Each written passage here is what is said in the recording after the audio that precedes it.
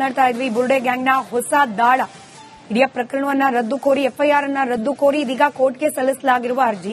Amritesh sir ಇದ್ದಾರೆ, ಹಿರಿಯ ವಕೀಲರು, ಹಾಗೆ ಬಿಜೆಪಿ ವಕ್ತಾರರಾದ ಚಂದ್ರಶೇಖರ್ ಅವರು ಕೂಡ ಇದ್ದಾರೆ. ಅಮೃತೇಶ್ ಸರ್, ಈಗ ನೋಟಿಸ್ ಮೇಲೆ ನೋಟಿಸ್ ಅಂಟಿಸೋದು ಅಂದ್ರೆ ಎಷ್ಟು ಸತಿ ನೋಟಿಸ್ ಅಂಟಿಸಬಹುದು? ಎಷ್ಟು ಸತಿ ಅವರಿಂದ ಪ್ರತಿಕ್ರಿಯೆ ಬರದೇ ಇದ್ದಾಗ, ವಿಚಾರಣೆಗೆ ಹಾಜರಾಗದೆ ಹೋದಾಗ ಅದಕ್ಕೆ ಒಂದು ರಿಲೀಫ್ ಅನ್ನ ಕೊಡ್ತಾ ಹೋಗಬಹುದು. ಈ ಪ್ರಕ್ರಿಯೆ ಬಗ್ಗೆ ಸ್ವಲ್ಪ ವೀಕ್ಷಕರಿಗೆ ವಿವರಿಸಬಹುದಾ ಅಂತ ಹೇಳಿ.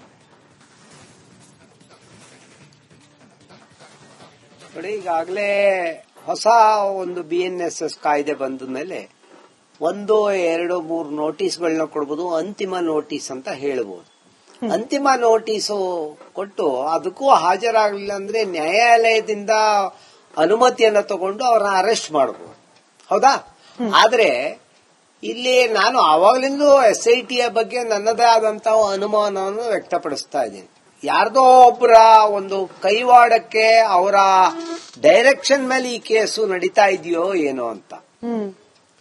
ಇವತ್ತು SITಗೆ ಎಲ್ಲ ರೀತಿಯ ಪವರ್ಸ್ ಕೊಟ್ಟಿದ್ದು, SIT ಏನ್ ಮಾಡಬೇಕು, ಏನನ್ನ ಸಿದ್ಧ ಮಾಡಬೇಕು, ಒಂದು ಕಾಲಮಿತಿಯೊಳಗೆ ಮಾಡಿ ಅಂದ್ರೆ ಅದನ್ನ ತಳ್ಕೊಂಡು ಒಂದು ಮೆಗಾ ಸೀರಿಯಲ್ ತರ ತಗೊಂಡು ಬಂದ್ರಲ್ಲ.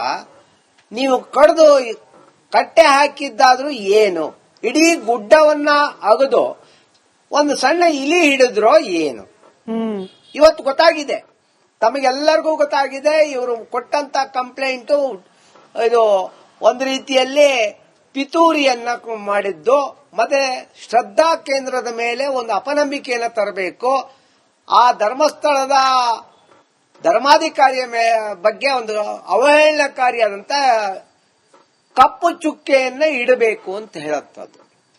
ಇದು ಎಲ್ಲರಿಗೂ ಮನದಟ್ಟಾದ ಮೇಲೆ ಅವರು ಕೊಟ್ಟಂತಹ ಸಾಕ್ಷಿಗಳೇ ಅವರಿಗೆ ಹಿಂದಕ್ಕೆ ತಿರುಮಂತ್ರವಾದಾಗ ಇವ್ರುಗಳನ್ನೆಲ್ಲ ಕರೆದು ಬನ್ನಿ ವಿಚಾರಣೆಗೆ ಅಂದ್ರೆ ಯಾಕೆ ಬರ್ತಾ ಇಲ್ಲ ಅಂತ ಹೇಳೋದು ಸರ್ವೇ ಸಾಮಾನ್ಯವಾದಂತಹ ಒಂದು ಪ್ರಶ್ನೆ ಆಗಿ ನಿಲ್ಲುತ್ತೆ. ಆದ್ರೆ ನಮ್ಮಲ್ಲಿ ಒಂದೇನಿದೆ ಗೊತ್ತಾ, ಈ ಕರ್ನಾಟಕದ ಜನದು ಹೋಗ್ಲಿ ಬಿಡ್ರಿ, ಅರೆ ಚೋಡ್ದು ಅಂತ ಹೇಳುವಂತದ್ದು ಮನಸ್ಸಿದೆ.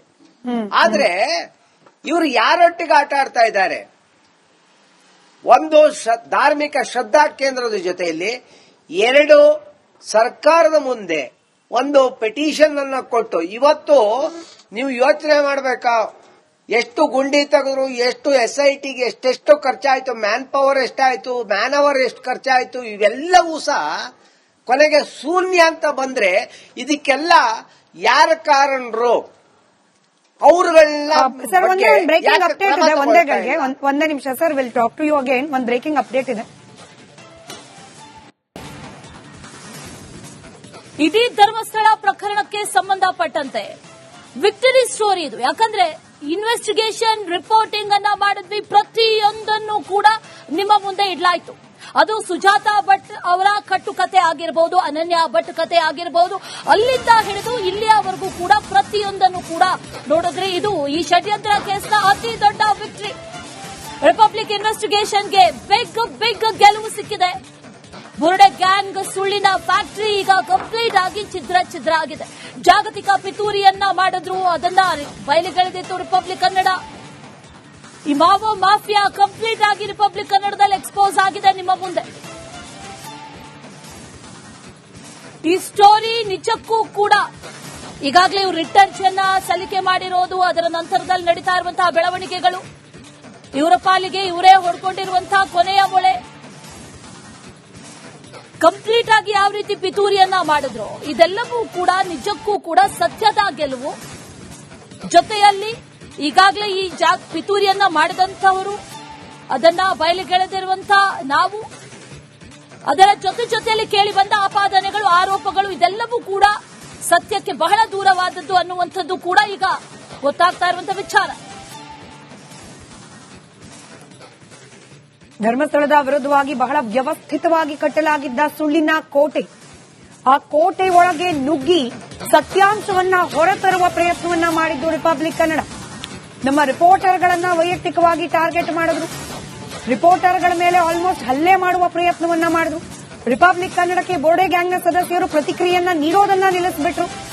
ಸತ್ಯವನ್ನ ಹೊರತರಿತಾ ಇರುವ ಏಕೈಕ ಚಾನೆಲ್ ಅನ್ನೋ ಭಯ ಈ ಬೋರ್ಡೆ ಗ್ಯಾಂಗ್ನಲ್ಲೂ ಕೂಡ ಹುಟ್ಟಲಿಕ್ಕೆ ಪ್ರಾರಂಭವಾಯಿತು. ಇದು ರಿಪಬ್ಲಿಕ್ ಕನ್ನಡದ ಡೇರಿಂಗ್ ಇನ್ವೆಸ್ಟಿಗೇಟಿವ್ ರಿಪೋರ್ಟ್ಗಳು. ಅದರ ಪರಿಣಾಮ ಇವತ್ತು ಸತ್ಯದ ಅನಾವರಣ ಆಗ್ತಾ ಇದೆ. ಸುಳ್ಳು ಕತೆಗಳು ಇದೀಗ ಪುಡಿ ಪುಡಿ ಆಗ್ತಾ ಇದೆ. ಚಿನ್ನಯ್ಯ, ಮಟ್ಟಣ್ಣ, ಸುಜಾತ, ತಿಮರೋಡಿ ಹೀಗೆ ಈ ಬುರುಡೆ ಗ್ಯಾಂಗ್ನ ಬಹುತೇಕ ಎಲ್ಲ ಸದಸ್ಯರನ್ನ ಎಕ್ಸ್ಪೋಸೆ ಮಾಡಿದ್ದು ರಿಪಬ್ಲಿಕ್ ಕನ್ನಡದ ತನಿಖಾ ವರದಿಗಳು. ಬ್ಯಾಕ್ ಟು ಬ್ಯಾಕ್ ಎಕ್ಸ್ಕ್ಲೂಸಿವ್ಗಳು. ಇವರೆಲ್ಲರ ಅಸಲಿ ಬಣ್ಣವನ್ನ ಸಾಕ್ಷ್ಯ ಸಮೇತ ಎಕ್ಸ್ಪೋಸೆ ಮಾಡಿದ್ದು ರಿಪಬ್ಲಿಕ್ ಕನ್ನಡ.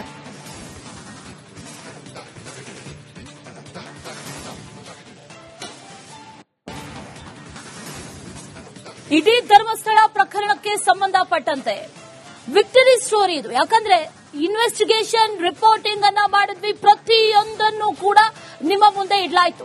ಅದು ಸುಜಾತಾ ಭಟ್ ಅವರ ಕಟ್ಟುಕತೆ ಆಗಿರಬಹುದು, ಅನನ್ಯ ಭಟ್ ಕತೆ ಆಗಿರಬಹುದು, ಅಲ್ಲಿಂದ ಹಿಡಿದು ಇಲ್ಲಿಯವರೆಗೂ ಕೂಡ ಪ್ರತಿಯೊಂದನ್ನು ಕೂಡ ನೋಡಿದ್ರೆ ಇದು ಈ ಷಡ್ಯಂತ್ರ ಕೇಸ್ನ ಅತಿ ದೊಡ್ಡ ವಿಕ್ಟರಿ. ರಿಪಬ್ಲಿಕ್ ಇನ್ವೆಸ್ಟಿಗೇಷನ್ಗೆ ಬಿಗ್ ಗೆಲುವು ಸಿಕ್ಕಿದೆ. ಬುರುಡೆ ಗ್ಯಾಂಗ್ ಸುಳ್ಳಿನ ಫ್ಯಾಕ್ಟರಿ ಈಗ ಕಂಪ್ಲೀಟ್ ಆಗಿ ಛಿದ್ರ ಆಗಿದೆ. ಜಾಗತಿಕ ಪಿತೂರಿಯನ್ನ ಮಾಡಿದ್ರು, ಅದನ್ನ ಬಯಲಿಗೆಳೆದಿತ್ತು ರಿಪಬ್ಲಿಕ್ ಕನ್ನಡ. ಈ ಮಾವೋ ಮಾಫಿಯಾ ಕಂಪ್ಲೀಟ್ ಆಗಿ ರಿಪಬ್ಲಿಕ್ ಕನ್ನಡದಲ್ಲಿ ಎಕ್ಸ್ಪೋಸ್ ಆಗಿದೆ ನಿಮ್ಮ ಮುಂದೆ. ಈ ಸ್ಟೋರಿ ನಿಜಕ್ಕೂ ಕೂಡ ಈಗಾಗಲೇ ಇವರು ರಿಟರ್ನ್ಸ್ ಅನ್ನ ಸಲ್ಲಿಕೆ ಮಾಡಿರೋದು, ಅದರ ನಂತರದಲ್ಲಿ ನಡೀತಾ ಇರುವಂತಹ ಬೆಳವಣಿಗೆಗಳು, ಇವರ ಪಾಲಿಗೆ ಇವರೇ ಹೊಡ್ಕೊಂಡಿರುವಂತಹ ಕೊನೆಯ ಮೊಳೆ, ಕಂಪ್ಲೀಟ್ ಆಗಿ ಯಾವ ರೀತಿ ಪಿತೂರಿಯನ್ನ ಮಾಡಿದ್ರು, ಇದೆಲ್ಲವೂ ಕೂಡ ನಿಜಕ್ಕೂ ಕೂಡ ಸತ್ಯದ ಗೆಲುವು.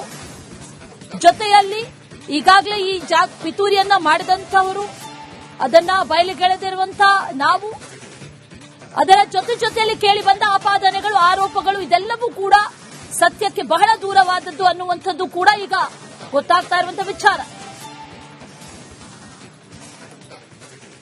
ಧರ್ಮಸ್ಥಳದ ವಿರುದ್ಧವಾಗಿ ಬಹಳ ವ್ಯವಸ್ಥಿತವಾಗಿ ಕಟ್ಟಲಾಗಿದ್ದ ಸುಳ್ಳಿನ ಕೋಟೆ, ಆ ಕೋಟೆ ಒಳಗೆ ನುಗ್ಗಿ ಸತ್ಯಾಂಶವನ್ನ ಹೊರತರುವ ಪ್ರಯತ್ನವನ್ನ ಮಾಡಿದ್ದು ರಿಪಬ್ಲಿಕ್ ಕನ್ನಡ. ನಮ್ಮ ರಿಪೋರ್ಟರ್ಗಳನ್ನ ವೈಯಕ್ತಿಕವಾಗಿ ಟಾರ್ಗೆಟ್ ಮಾಡಿದ್ರು, ರಿಪೋರ್ಟರ್ಗಳ ಮೇಲೆ ಆಲ್ಮೋಸ್ಟ್ ಹಲ್ಲೆ ಮಾಡುವ ಪ್ರಯತ್ನವನ್ನ ಮಾಡಿದ್ರು. ರಿಪಬ್ಲಿಕ್ ಕನ್ನಡಕ್ಕೆ ಬೋರ್ಡೆ ಗ್ಯಾಂಗ್ನ ಸದಸ್ಯರು ಪ್ರತಿಕ್ರಿಯೆಯನ್ನ ನೀಡೋದನ್ನ ನಿಲ್ಲಿಸಿಬಿಟ್ರು. ಸತ್ಯವನ್ನ ಹೊರತರಿತಾ ಇರುವ ಏಕೈಕ ಚಾನೆಲ್ ಅನ್ನೋ ಭಯ ಈ ಬೋರ್ಡೆ ಗ್ಯಾಂಗ್ನಲ್ಲೂ ಕೂಡ ಹುಟ್ಟಲಿಕ್ಕೆ ಪ್ರಾರಂಭವಾಯಿತು. ಇದು ರಿಪಬ್ಲಿಕ್ ಕನ್ನಡದ ಡೇರಿಂಗ್ ಇನ್ವೆಸ್ಟಿಗೇಟಿವ್ ರಿಪೋರ್ಟ್ಗಳು. ಅದರ ಪರಿಣಾಮ ಇವತ್ತು ಸತ್ಯದ ಅನಾವರಣ ಆಗ್ತಾ ಇದೆ. ಸುಳ್ಳು ಕತೆಗಳು ಇದೀಗ ಪುಡಿ ಪುಡಿ ಆಗ್ತಾ ಇದೆ. ಚಿನ್ನಯ್ಯ, ಮಟ್ಟಣ್ಣ, ಸುಜಾತ, ತಿಮರೋಡಿ ಹೀಗೆ ಈ ಬುರುಡೆ ಗ್ಯಾಂಗ್ನ ಬಹುತೇಕ ಎಲ್ಲ ಸದಸ್ಯರನ್ನ ಎಕ್ಸ್ಪೋಸೆ ಮಾಡಿದ್ದು ರಿಪಬ್ಲಿಕ್ ಕನ್ನಡದ ತನಿಖಾ ವರದಿಗಳು. Back to back ಎಕ್ಸ್ಕ್ಲೂಸಿವ್ಗಳು.